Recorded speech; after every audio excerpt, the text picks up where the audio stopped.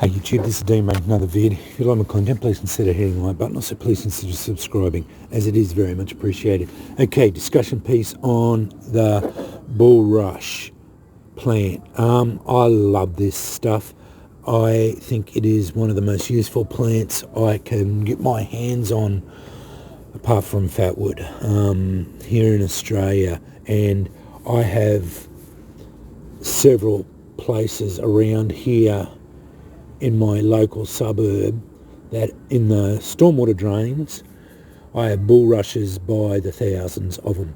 Also, when I drive over to Andrew's place, he's 2 suburbs away from me, about 15-20 minute drive. When I go foraging, I have noted that in several of his stormwater drains going to his place there are bulrushes by the thousands as well. So I am by no means short of the stuff. So anytime I want to get a bulrush head, I can get them whenever I want. I just have to send my son down. He loves doing them. Goes and get them. The versatility of the plant is fantastic. The only problem is, if you store it like I have, they tend to burst. So I noticed I've had this bag, there's about 30 heads in here, been drying out for 6 months at least. They do, once they dry out, this is what happens.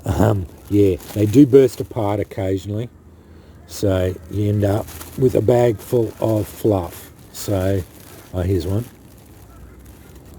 That one is bursting. So obviously it wants to go to seed and it just starts bursting apart. Maddening. So this one was part of that plant. I pulled the fluff off it and put it in that bag. I did nitrate some more yesterday. Said I wasn't going to, but this bag was only half full. This is a wax bag I just did the bag up. That was that one I showed you the other day. And it's all waxed up beautifully. It's really nice now. These come up so well once you wax them properly. It was only about half full. And I thought, why not? So I filled it up with bulrush, nitrated bulrush fluff. My preferred one now, and I just tested it and it is exactly right. So in my container I put that much hot water, so just hot enough that I can barely keep my finger in it. 1 level tablespoon, so just under the level tablespoon. So when you get your level tablespoon, tip it a little bit out. So it's just under the level tablespoon of potassium nitrate in there. You've got to have hot water in it so that when you stir it up, because if you have it cold, it's not going to stir up and dissolve properly, because you want it to be clear. You don't want to have any potassium in here at all. You stir it up as much as you can. None sitting in the bottom. Just keep stirring it. Don't try and breathe any of this stuff in or anything. Remember, potassium nitrate is a mild skin irritant, so you don't want to be breathing any of this stuff in or anything like that. Just be careful when you're doing it. Just stir it up until it is all dissolved in the solution. You make a nice solution of it. Put your bulrush, or cattails, what they call cattails in America, bulrush, it's exactly the same plant. Put it in there. It's hydrophobic, so it repels water like no man's business. It just keeps you can push the whole, like I put a whole, like it'll be there, I put the whole thing in there and then push it down in there, and it'll go to the bottom and it'll just sit like a clump in there, and it will not soak water up. It'll just sit there and just carry on like a pork chop. So you just start poking it, stirring it around, and it'll carry on for about 10 minutes before it starts. And then all of a sudden it finally decides, oh, I don't want to be stirred up anymore. It starts soaking water in. Finally decides that it's going to do what it's supposed to do, and then all of a sudden it starts soaking it in, and for whatever the hydrophobic properties that seems to just soak up, and then all of a sudden you'll find it just starts, and then it'll soak up and it'll fill it up. You just keep putting as much in there until it fills it up completely, and then just keep stirring up, then keep coming back to it every hour or so for the first couple of hours, just stirring it up, make sure that it's all soaked up, and then leave it overnight. Then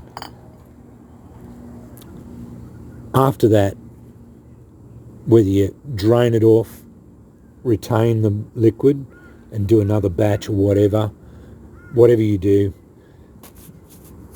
I put it in paper towel, squeeze it all off, put it in the oven for 2 to 3 hours at 100 degrees C, and it comes out like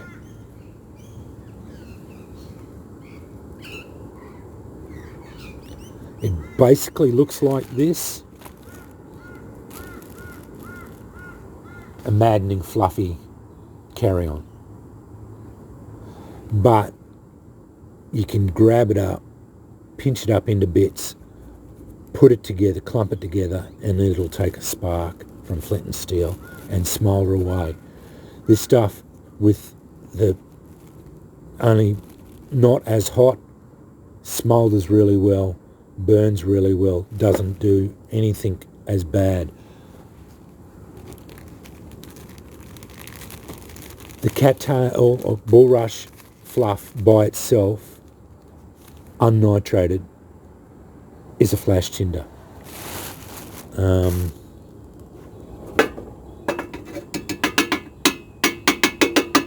haven't demonstrated that for a while.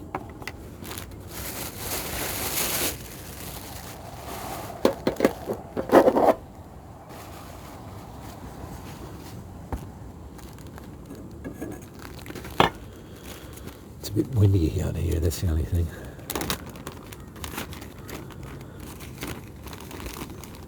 The only problem with this stuff, it is maddening.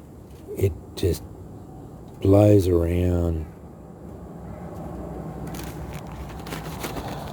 This will go with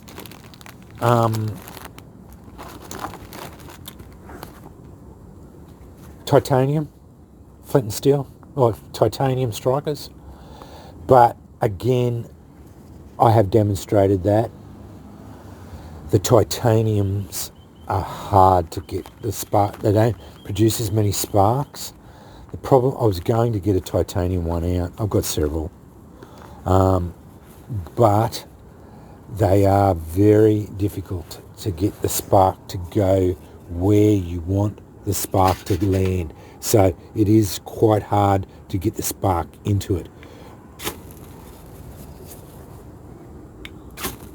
As I said, it's a flash tinder. It doesn't burn very quickly. The idea with this is you have a tinder here, so you'll have like whatever very highly flammable stuff. So you could have fat wood or birch bark or whatever highly flammable stuff, paper bark, the Maluka, I think it's called Maluka. I can't remember the paper bark. That's the really good paper bark we've got. It will take, you can get this to go, because it's a flash tinder, it basically doesn't burn very well. You can get a little bit of a flame going, but that's about as good as it'll go. So it just, that's all it does. It's a flash in the pan sort of thing, you know, like it's not a very viable tinder source as far as that goes. So it's a few seconds of flame, very unsustainable. You can get flame from it, but it's not that good. So yeah, it is a bit of a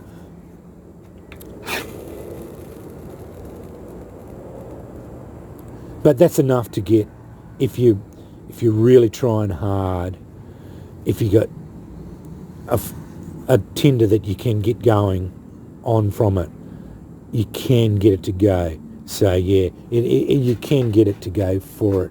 But that being said, if you've got a ferro rod and you've got fat wood or whatever, why bother with flash tinders? You know, like I've never seen the point really in it. So yeah, but it's there, and that's an option. You know, like that's just one of the things. As I said, this stuff is maddening because it's so light, it's so fluffy, it goes everywhere. You'll chase your tail trying to catch the stuff all the time. You never try and catch it, you know, like as far as it goes, that it just goes everywhere. The other one is the seed heads themselves are fantastic ember extenders. If you get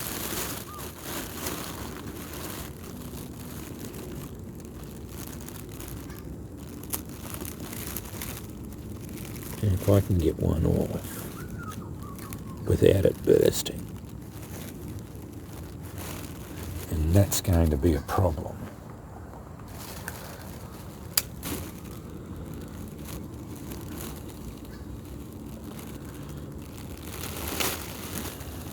No, it's going to burst.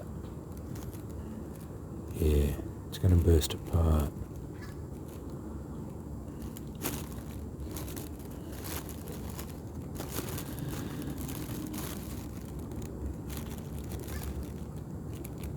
Oh, that might work.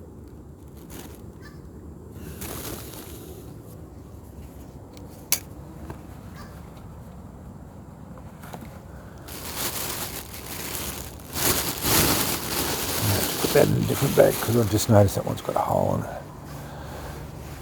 Okay,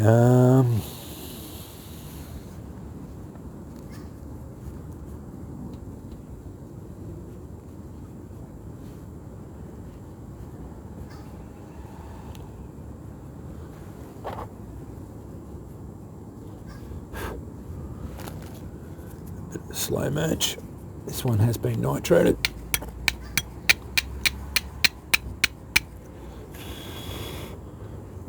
It's all broken apart, so I don't think it's going to work very well. I had it going there, but fibres are all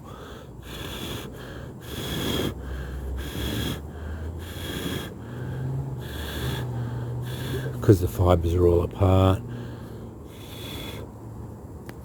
See how it's all frayed apart? Each individual fibre starts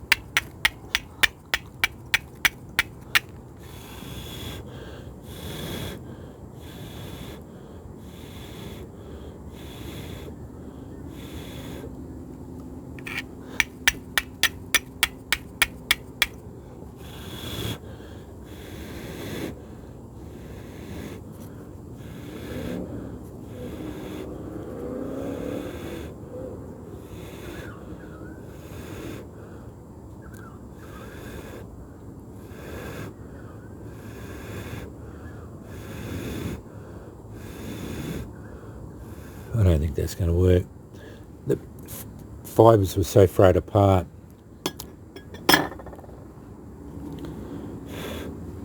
Yeah, that's a disaster.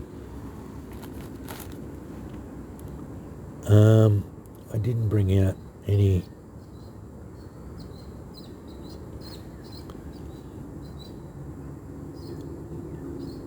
I didn't bring a, I could drive a spark into it. Normally ember transfer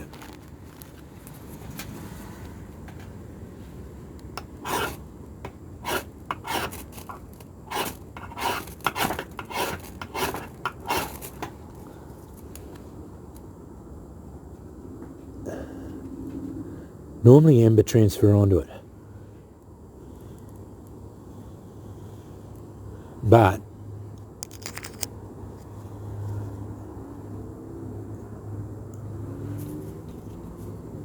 what I found with these seed heads, if you can get a coal going into that head, which quite often that head's not the best head because it's all pulled apart.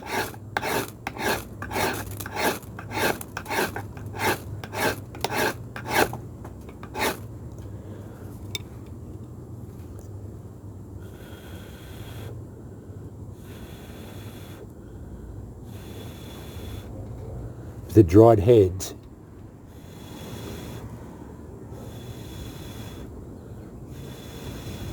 turn into a big coal and they become a ember extender, and they will just sit there and burn like that, and they'll just sit there and burn and ember away. And you imagine how long a big coal, like a big head like that, like one that's this long, how long that will last. And you place that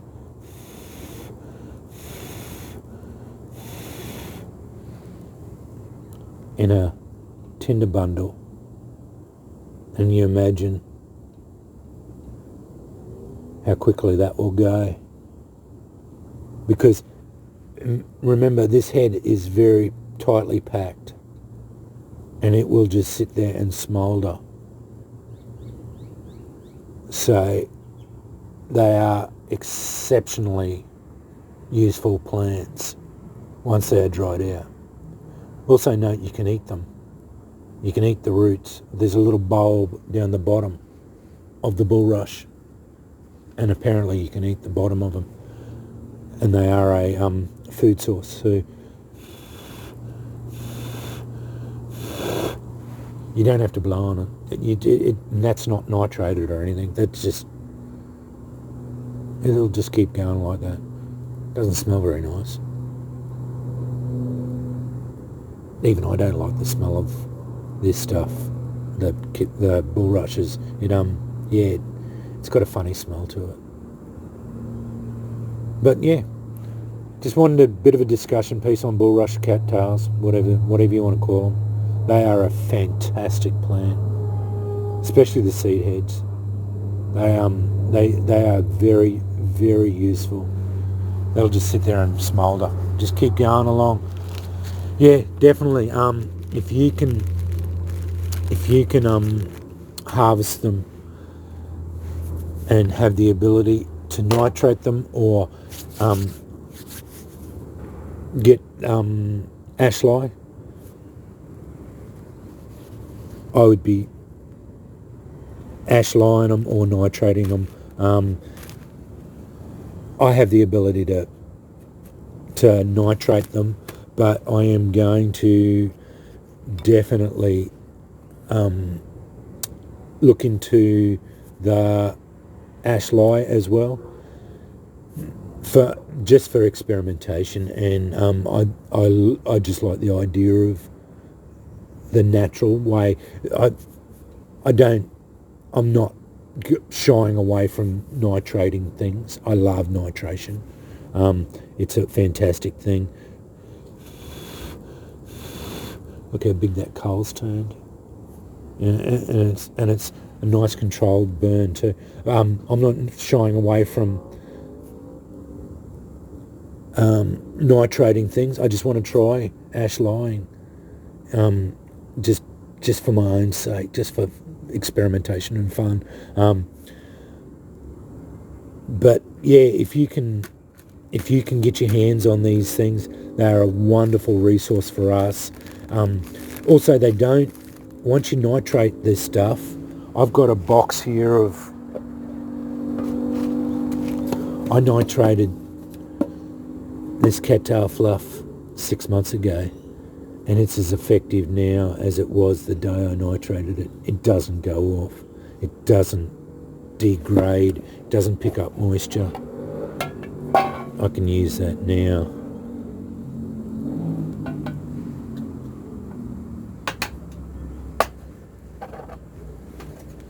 I just don't want to get in trouble because I think my neighbours are home, and that smells quite obnoxious. Where's my striker? It's here somewhere.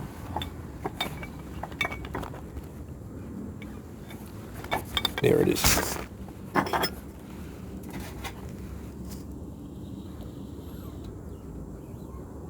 This is the hotter solution one. This one had 2 tablespoons.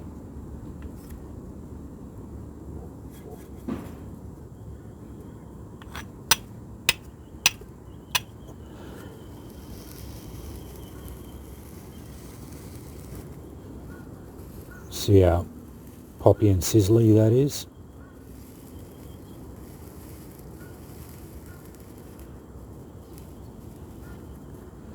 But that's at least 6 months old. Good as the day I ever nitrated it. No problems. No dramas whatsoever. So it doesn't go off like charcloth. This one's still, it's too hot to handle now. It's getting too hot. So yeah, just a discussion piece on cattails or bullrush heads. Definitely, if you can get your hands on them, I'd be harvesting. You don't need as many as you can get, obviously, but they are seasonal. Just remember that. Just harvest a few, 10, 15, 20, 30 heads, put them in a big Coles bag or a whatever plastic bag, let them dry out, and then use them as you want. Just note that they will burst apart. They won't stay whole. So yeah, that is a little bit problematic. So yeah, that will happen. So yeah, to pull them apart, my best thing is just put them in a bag and just pull them apart like that. That'll save it bursting apart and going everywhere, because that's a bit maddening too. Yeah, that happens. Yeah, and as far as nitrating goes, just experiment, get what you think is good. But yeah, I've pretty well settled now on the one tablespoon or just under a tablespoon, so that it's not as volatile as the old recipe. But I did the old recipe and I was pretty happy with it. It seemed to work really well. But I think the new one is a little bit more controlled and a little bit less problematic. So yeah, it's not as volatile and seems to work better. Anyway, yeah, I'll sign off before this is too long. Yeah, cattail or bullrush fluff or heads, seed heads, very versatile and very useful for us.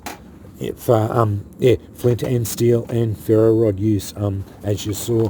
But if you don't nitrate them, it is a flash tinder. So yeah, just remember that. Anyway, thanks for watching.